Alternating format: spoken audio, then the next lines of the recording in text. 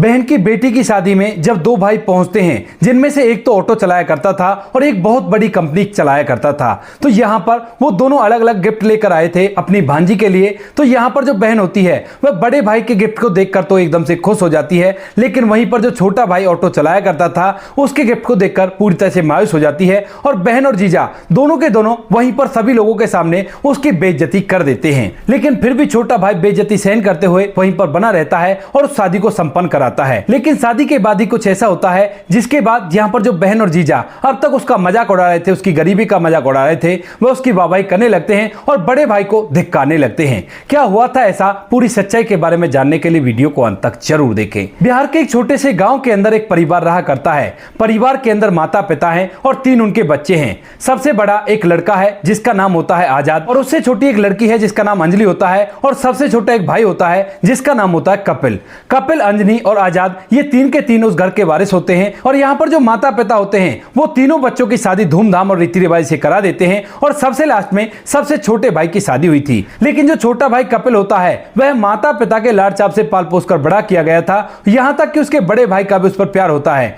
लेकिन जैसे ही बड़े भाई की शादी होती है तो उसके बाद व्यवहार उसका पूरी तरह से बदल जाता है और वह अपने छोटे भाई को हीन दृष्टि से देखने लगता है। क्योंकि यहाँ पर जो बड़े भाई की पत्नी होती है वह उसे बार बार उकसाया करती कि अगर तू इनके साथ रहेगा तो हमारा जीवन पूरी तरह से बर्बाद हो जाएगा और हम लोग कुछ भी जमा नहीं कर पाएंगे। इसी वजह से जैसी छोटे भाई की शादी होती है तो यहाँ पर जो बड़ा भाई होता है वह अपनी पत्नी को लेकर शहर के एक घर में शिफ्ट हो जाता है और अपने भाई से अलग हो जाता है। अब तक यहाँ पर इस परिवार के जो मुखिया थे वह भी इस दुनिया को छोड़कर जा चुके थे। और इसके बाद यहाँ पर जो माँ होती है वह अपने छोटे बेटे को देखती है, क्योंकि उसके बाद ना तो कोई नौकरी है और ना ही कोई ऐसा रोजगार है जिसको करके वो अपने जीवन को व्यतीत करे। तो जो माँ होती है वो अपने छोटे बेटे का साथ देने का फैसला करती है और उसके बाद उसी के साथ रहकर अपने जीवन को व्यतीत करने लगती है। बड़ा भाई शहर में रहा करता है और वहां पर जिस कंपनी में नौकरी किया करता था धीरे धीरे करके इतनी तरक्की हासिल करता है कि ऐसी एक अपनी छोटी सी वर्कशॉप चला लेता है और उस वर्कशॉप को चलाकर वह अच्छा खासा पैसा कमाया करता है। इधर जो छोटा भाई होता है धीरे धीरे अपने गुजारे को करने के लिए वह ऑटो चलाने लगता है, क्योंकि उसने पढ़ाई लिखाई पर ज्यादा गौर नहीं दी थी लाड़चाप की वजह से, और वह ऑटो चलाकर अपने परिवार का गुजारा किया करता है। लेकिन यहाँ पर जो छोटे भाई की पत्नी होती है वह बड़ी ही समझदार और नेक दिल थी। उसे पता था कि रिश्तों को कैसे निभाया जाता है और इसी वजह से वह अपनी सास का अच्छे से ख्याल रखा करती है और उनकी हर बात को माना करती है। सास भी अपनी बहू की वजह से बड़ी खुश होती है, क्योंकि उसकी जो बड़ी बहू थी उसने उसे बहुत सारे ऐसे दिन दिखा दिए थे, यानी कि अपनी ननद का बिल्कुल भी सम्मान नहीं करना, और ढेर सारी ऐसी बातें वो अपनी सास से भी कह दिया करती थी जिन्हें सुनकर उसे बड़ा ही बुरा लगता था। अब यहाँ पर ये दोनों परिवार अपने जीवन को आराम से व्यतीत करते रहते हैं और धीरे धीरे समय बीत रहा था। लेकिन तभी अचानक से एक दिन यहाँ पर जो सास होती है उसकी तबीयत खराब हो जाती है, यानी कि जो कपिल और आजाद की माँ होती है उसकी तबीयत खराब हो गई थी। और उसके बाद जब ये बात बहन भाई को पता चलती है तो दोनों के दोनों माँ को देखने के लिए आते हैं और यहाँ पर आने के बाद पूछने लगते हैं कि किस किस तरह से इलाज कराया और क्या ट्रीटमेंट डॉक्टर साहब ने बताया है और क्या बीमारी माँ को ही है। तो यहाँ पर जो छोटा भाई होता है वह पूरे ट्रीटमेंट के बारे में बता देता है और तभी जो बड़ा भाई होता है वो पूछने लगता है कि डॉक्टर कौन था और किससे तुमने ट्रीटमेंट कराया। तो यहाँ पर छोटा भाई कहता है कि सरकारी अस्पताल के जो डॉक्टर साहब थे उनसे ही मैंने ट्रीटमेंट करवाया है और कोई बात नहीं, हम इनकी अच्छे से देखरेख करेंगे और ये जल्दी से ठीक हो जाएंगी। लेकिन तभी जो बड़ा भाई होता है वह अपने नाक मुंह सुकोड़ते हुए कहने लगता है कि सरकारी डॉक्टर की क्या जरूरत थी, किसी प्राइवेट हॉस्पिटल में जाके इलाज कराते, अगर पैसे नहीं थे तो मुझसे मांग लेते, मैं तुम्हें पैसे दे देता। लेकिन इस बात को सुनने के बाद छोटा भाई कुछ कह पाता उससे पहले जो माँ होती है वो कहने लगती है कि बेटा कोई बात नहीं, यहाँ पर ये मेरी अच्छी से देखभाल कर रहे हैं और इसी से मैं ठीक हो जाऊंगी, भले मुझे दवाई मिले या ना मिले। लेकिन उसके बाद भी डॉक्टर साहब को इन्होंने दिखाया है और दिखाने के बाद डॉक्टर साहब इसका इलाज भी बता रहे थे। इसके बाद जो बड़ा भाई होता है वो एकदम से खड़ा होता है और कहने लगता है कि ठीक है माँ, आप ठीक हो जाओगी और मैं चलता हूं, मुझे अपनी कंपनी का काम है। ऐसा कहकर वह अपने जेब में हाथ डालता है और जेब में हाथ डालकर लगभग 5,000 रुपए निकालता है और अपनी माँ की तरफ बढ़ाते हुए कहने लगता है कि ये लो माँ, अच्छे से जूस वगैरह पी लेना और कोई भी दिक्कत नहीं है, और अगर और पैसे चाहिए तो मुझे बता देना, मैं तुम्हारे लिए पैसे भिजवा दूंगा। इस बात को सुनकर माँ को बड़ा ही बुरा लगता है, क्योंकि जब वह छोटे बेटे के पास रहा करती है तो छोटे बेटे के सामने बड़ा बेटा अपने पैसों की अमीरी झाड़ रहा था। तभी वह कहती है कि नहीं, मुझे तुम्हारे पैसों की जरूरत नहीं है और इन पैसों को अपने पास रखो, मेरा छोटा बेटा मेरा ख्याल रख रहा है और कोई भी परेशानी नहीं है, जूस वगैरह यही मुझे लाकर पिला देगा। ऐसा कहकर वह मना कर देती है और इसके बाद यहाँ पर जो बड़ा बेटा होता है उन पैसों को अपनी जेब में रखता है और वहां से फुर्ती से निकल जाता है। यानी कि बड़े बेटे को पैसों का काफी ज्यादा घमंड है और वह अपने छोटे भाई को बिल्कुल भी कुछ भी नहीं समझा करता है। अब इधर जो बहन आती है वो भी अमीरी सी का घमंड झाड़कर वहां से 2-4 बातें अपने छोटे भाई को सुनाकर ही चली जाती है। और जब दोनों बहन भाई वहां से वापस लौट जाते हैं तो यहां पर मां अपनी आंखों में आंसू ले आती है और कहने लगती है कि बेटा क्या तुम्हें बुरा लगा, लेकिन अब तक बहू की संगत कर करके जो छोटा बेटा होता है वो बड़ा ही शालीन हो गया था और रिश्तों को समझने वाला हो गया था। वो कहने लगता है कि क्या हुआ मां, दोनों के दोनों मुझसे बड़े हैं और कोई बात नहीं, कह दिया तो कोई बड़ी बात नहीं है क्योंकि ये हैं तो मेरे बहन भाई ही। इस बात को सुनकर मां की आंखों में आंसू आ जाते हैं और वह अपने बेटे के चेहरे पर हाथ फेरते हुए कहने लगती है बेटा तू तो सच में ही बड़ा हो गया। इसके बाद बेटा हंसता है और कहता है कि मां आप आराम करो और मुझे अब जाना होगा क्योंकि मुझे भी ऑटो चलाना है। इसके बाद बेटा अपनी मां से विदा लेता है और अपनी पत्नी को हिदायत देता है कि मां का अच्छे से ख्याल रखना और इनको किसी भी चीज की कमी ना होने पाए। ऐसा कहकर यहां पर जो बेटा होता है वह अपने ऑटो को लेकर पैसे कमाने के लिए निकल जाता है और धीरे धीरे मां की तबीयत भी ठीक हो जाती है। अब यहां पर जब मां की तबीयत ठीक हो जाती है तो उसके बाद परिवार फिर से नॉर्मल तरीके से चलने लगता है और जो कुछ पैसे थोड़े बहुत मां के इलाज में खर्च हुए थे उन सारे पैसों की भी रिकवरी वो दोबारा से कर लेते हैं। अब तभी अचानक से यहां पर जो उसकी बहन अंजलि होती है उसकी जो बेटी होती है वह शादी के योग्य हो जाती है और जैसे ही वो शादी के योग्य होती है तो उसके बाद यहां पर दोनों भाइयों को शादी में निमंत्रण दिया जाता है और इसी वजह से जो छोटा भाई होता है एक दिन अपनी पत्नी के साथ ऑटो में बैठता है और अपने बड़े भाई के घर बातचीत करने के लिए चला जाता है। लेकिन जैसे ही दोनों पति पत्नी वहां पर जाते हैं तो यहां पर बड़े भाई की जो पत्नी होती है वह उन्हें देखकर एकदम से मुंह चढ़ा लेती है क्योंकि वो लोग ऑटो में आए थे और उनके पास साधारण से कपड़े थे, लेकिन फिर भी वह कभी कभार आए हुए मेहमान को इस तरह से जलील नहीं कर सकती और उसी वजह से वह चेहरे पर झूठी मुस्कान लेकर उन्हें अंदर तो बुला लेती है, लेकिन सोफे पर बैठने से पहले वो सोफे के कवर को अच्छी तरह से एडजस्ट करती है ताकि इनका शरीर इस सोफे से ना छिप सके क्योंकि इसे गरीबों से काफी ज्यादा नफरत है और उसके परिवार वाले ही इतने गरीब हैं। इसके बाद यहाँ पर दोनों पति पत्नी इन बातों को समझ तो रहे थे, लेकिन वो सोचते हैं कि हम लोग तो किसी काम से आए हैं और अपने काम को करके यहाँ से चले जाएंगे, कोई भी दिक्कत नहीं है। ऐसा सोचकर वो लोग वहां पर बैठ जाते हैं और जैसे उनका बड़ा भाई आता है तो यहाँ पर छोटा भाई उससे बात करने लगता है और कहता है कि भैया बताओ क्या करना है, बहन का निमंत्रण आया है और आप पर भी आया होगा। तो यहाँ पर जो बड़ा भाई होता है वो कहता है कि करना क्या है, अच्छे से पैसा देंगे ताकि हम लोगों की चारों तरफ बड़ाई हो सके और मैं तो इतने पैसे देने वाला हूं। वो बताता है कि मैं तो 51,000 रुपए अपनी बहन को दूंगा ताकि चारों तरफ लोग मेरी वाहवाही करने लगे। अब यहाँ पर छोटे भाई के पास इतने पैसे नहीं थे और वो कहने लगता है कि भैया मेरे पास इतने पैसे नहीं है। तो यहाँ पर बड़ा कहने लगता है कि तो फिर मैं इसमें क्या करूं, अब तुम्हारे पास पैसे नहीं है तो पैसे कमाओ, मैं क्या तुम्हें खुद अपनी तरफ से पैसे दे दूंगा, मैंने तो बोल दिया कि मैं तो 51,000 रुपए दूंगा और तुम्हें जो लगता है तुम वो कर लो। ऐसा कहकर वो उससे कह देता है कि ये मेरा फाइनल फैसला है और इसके बाद पति पत्नी वहां से उठकर वापस आ जाते हैं। घर आने के बाद जो माँ होती है उनकी राह देख रही थी और आते जैसे वो पूछती है कि बेटा क्या कहा तेरे बड़े भाई ने, तो वो बता देता है कि माँ इसी तरह से कह दिया, वो तो 51,000 रुपए देने वाले हैं। वहीं पर जो माँ होती है वो कहने लगती है कि बेटा कोई बात नहीं, वो 51,000 दे रहे हैं तो कोई बड़ी बात नहीं है तो तेरा ही भाई, कोई बात नहीं, वो देगा, उसकी बड़ाई होगी तो तेरी भी बड़ाई होगी और तू ज्यादा परेशान मत होना, जितना तुमसे हो सके उतना ही दे देना, कोई जबरदस्ती नहीं है। तो इसके बाद जो छोटा भाई होता है वो अपनी पत्नी के साथ आराम करने के लिए चला जाता है, लेकिन वहीं पर जो पत्नी होती है उसे उसके बड़े भाई की वो बातें चुभ गई थी, मानो वो दिखाना चाह रहा हो कि उसके पास कितनी अमीरी है। तो इसी वजह से वो अपने पति से कहने लगती है कि सुनिए जी मैं तो ये कह रही थी। तो पति कहता है कि बताओ क्या कह रही थी। तो वो कहने लगती है कि दरअसल बात ऐसी है कि मेरे गहनों को बेच दीजिए और उसके बाद आप भी 51,000 रुपए दे दीजिए क्योंकि आपके बड़े भाई को लगता है कि आपके पास इतने पैसे नहीं आएंगे। लेकिन तभी यहाँ पर जो पति होता है वह मुस्कुराने लगता है और कहता है कि पागल तो नहीं हो गई हो, उन गहनों को भला मैं कैसे बेच सकता हूँ जो तुम्हारे माँ बाप ने तुम्हें दिए हैं और जो मेरे थे वो तो ऑटो खरीदने में ही पहले ही मैं बेच चुका हूँ, तो इन पर मेरा कोई अधिकार नहीं है और तुम इनको अपने पास रखो, मैं देखता हूँ अपने किसी दोस्त से उधार मांग लूंगा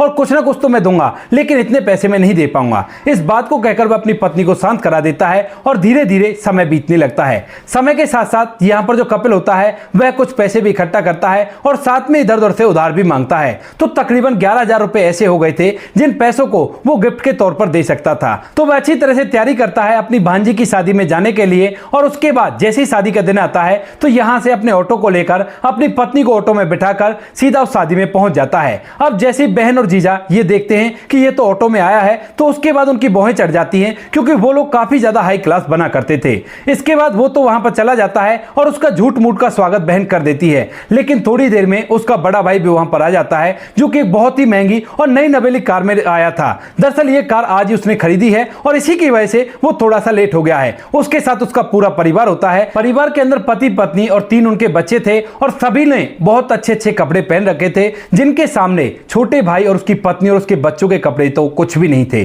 अब इसके बाद जो बहन अंजलि होती है वो एकदम से अपने बड़े भाई के पास जाती है और उसका और भी अच्छी तरह से वेलकम करती है कि मानो वही सब कुछ हो उसके लिए और उसके चारों तरफ घूमने लगते हैं। दोनों दोनों पति पत्नी उनके आगे पीछे ऐसे घूमते हैं कि जैसे मानो वही उनकी जिंदगी को संवारेंगे और वही सब कुछ कर सकते हैं। अब इन सभी बातों को देखकर छोटे भाई की पत्नी बहुत कुछ समझ रही थी, लेकिन वो कुछ नहीं कहती है क्योंकि उसे पता है कि रिश्तों को दिल से निभाया जाता है, ना कि पैसों और दौलत से। इसके बाद टाइम आता है गिफ्ट देने का, तो यहाँ पर जो बड़ा भाई होता है वह अपनी तरफ से 51,000 रुपए निकालता है और उन्हें हवा में लहराते हुए अपनी बहन के आगे रख देता है और कहता है कि ये लो बहन, ये 51,000 रुपए हैं जो तुम्हारे लिए मैं दे रहा हूं। अब इस बात को देखने के बाद यहाँ पर जो छोटा भाई होता है उसे बहुत बुरा लगता है, लेकिन फिर भी वो अपने 11,000 रुपयों को एक छोटे से लिफाफे में कर अपनी बहन के आगे थाली में रख देता है, चुपचाप मानो कि किसी ने कुछ दिया ही नहीं हो। लेकिन यहाँ पर जो बहन होती है एकदम से लिफाफे को देखकर हैरान हो जाती है और वहीं पर उस थाली को रखने के बाद उस लिफाफे को खोलकर उन पैसों को गिनने लगती है। सभी के सामने दोनों पति पत्नी ने वो पैसे गिने थे और गिनने के बाद कहने लगती है भैया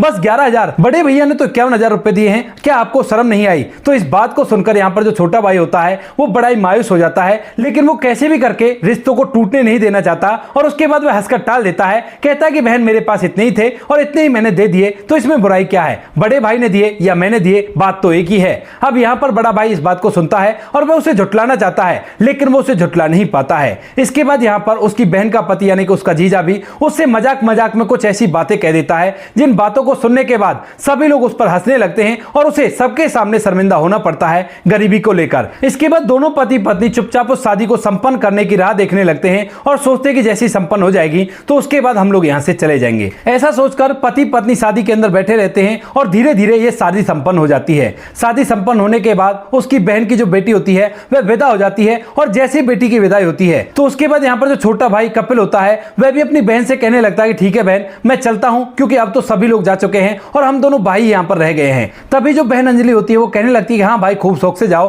वैसे भी तुम्हारे ना आने से कोई फर्क नहीं पड़ने वाला था, लेकिन फिर भी तुम आए तो बहुत ही अच्छा किया। ऐसा कहकर वह उन्हें फिर भी बेइज्जत कर देती है और उसके बाद यहाँ पर जो छोटा भाई होता है वह अपने ऑटो को स्टार्ट करके वहां से जाने लगता है। लेकिन उसी दौरान जब ऑटो को स्टार्ट करके वहां से निकल रहा था तो तभी अचानक से एक जोरदार आवाज होती है और उस आवाज के साथ ही यहाँ पर जो कुछ लोग इधर उधर घूम रहे थे वह एकदम से उस मैरिज हॉल की तरफ भागने लगते हैं जिसके अंदर अभी अभी शादी संपन्न हुई है। और यह देखकर यहाँ पर जो कमल होता है वह अपने ऑटो को रोकता है और रोकने के बाद सोचने लगता है कि आखिर मामला क्या है और यह लोग इतनी जोर से क्यों भागे हैं। उसके बाद वो ऑटो से उतरता है और देखता है सामने उसके जीजाजी पड़े हुए थे जिनके ऊपर एक लोहे का भारी भरकम एक सामान गिर गया था, क्योंकि यहाँ पर अब टेंट वाले सामानों को खोल रहे थे और यहाँ पर उनको ध्यान नहीं रहा कि उनके ऊपर से कोई सामान खोला जा रहा है। गलती से वो चीज उनके ऊपर गिर जाती है और वह पूरी तरह से बेहोश हो जाते हैं और उनके सर से काफी ज्यादा खून बह रहा था। इसके बाद यहाँ पर जो बहन होती है वह भी एकदम से चिल्लाकर उसके पास जाती है अपने पति के और वहां पर उसे अपनी गोद में रख लेती है। तभी यहाँ पर जो बड़ा भाई होता है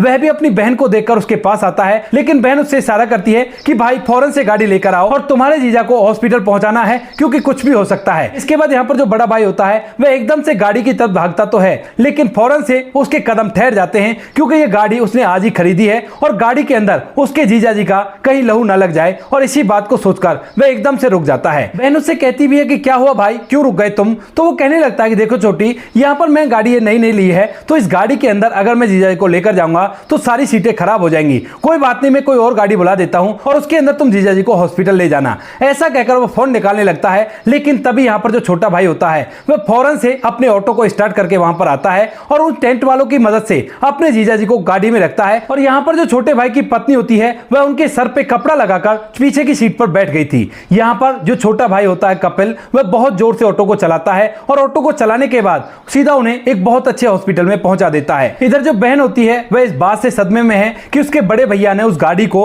अपने जीजा के लिए लाने के मना कर दिया जिसको वो इतना माना करती थी और चारों तरफ घूमा करती थी। जब छोटा भाई जीजा जी को हॉस्पिटल में भर्ती करा देता है तो उसके बाद ये सभी लोग बड़े भाई की गाड़ी में बैठकर हॉस्पिटल पर पहुंचते हैं और वहां पर जाने के बाद उन्हें पता चलता है कि खून ज्यादा बह गया है और खून की जरूरत पड़ेगी। अब जो ब्लड ग्रुप जीजा जी का था वह बड़े भाई का भी था, लेकिन बड़ा भाई खून देने से भी मना कर देता है, कहता है कि कुछ दिनों पहले मेरी तबीयत खराब हुई है और डॉक्टर ने मुझे मना कर दिया किसी को भी खून देने से। यहाँ पर उसकी पत्नी भी साथ में उसकी हिमायत लेती है और कहती है कि हाँ हाँ ये सही कह रहे हैं। लेकिन तभी यहाँ पर जो छोटे भाई की पत्नी होती है वह एकदम से आगे आती है और कहने लगती है कि यार डॉक्टर साहब आप चिंता मत करो, मेरा भी वही ग्रुप है और आप ऐसा करो मुझसे खून ले लीजिए लेकिन इनको बचा दीजिए। इसके बाद यहाँ पर जो डॉक्टर साहब होते हैं उसका थोड़ा बहुत चेकअप करते हैं और चेकअप करने के बाद जो छोटे भाई की पत्नी का खून निकालकर उसको चढ़ा देते हैं और थोड़ी देर में वो पूरी तरह से स्वस्थ हो जाता है। यहाँ पर जो अच्छी तरह से बोलने चालने लगता है और उसे पता चलता है कि उसके साथ ऐसा ऐसा हो गया गया, लेकिन उसके बड़े साले ने ऐसा कर दिया, जबकि छोटे साले ने उसका बहुत साथ दिया और उसी की वजह से आज वो दोबारा से इस दुनिया को देख पा रहा है। क्योंकि डॉक्टर साहब ने उन्हें बता दिया था कि अगर जरा सी भी, अगर 2-3 मिनट की भी देरी होती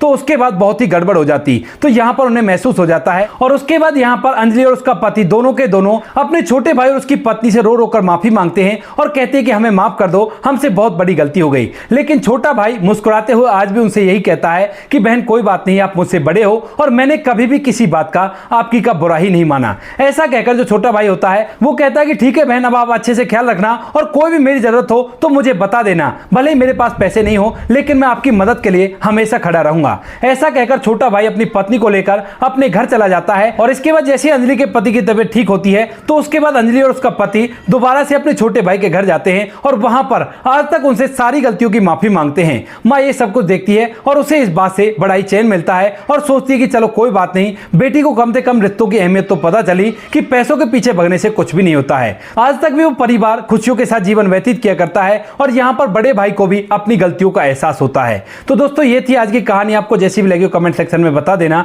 वीडियो अगर अच्छी लगी तो वीडियो को लाइक और चैनल को सब्सक्राइब जरूर करें ताकि हमें थोड़ा सा हौसला मिल सके आप लोगों के लिए ऐसे अच्छे वीडियो बनाने के लिए। इन कहानियों को सुनाने का उद्देश्य किसी को परेशान करना बिल्कुल भी नहीं है। ये कहानी आपको इसलिए सुनाई जाती है ताकि आप लोग इन कहानियों में से कुछ ना कुछ सीख सको और अपने जीवन में उस चीज को अप्लाई कर सको। मिलते हैं किसी नेक्स्ट वीडियो नए टॉपिक के साथ, तब तक के लिए जय हिंद, जय भारत,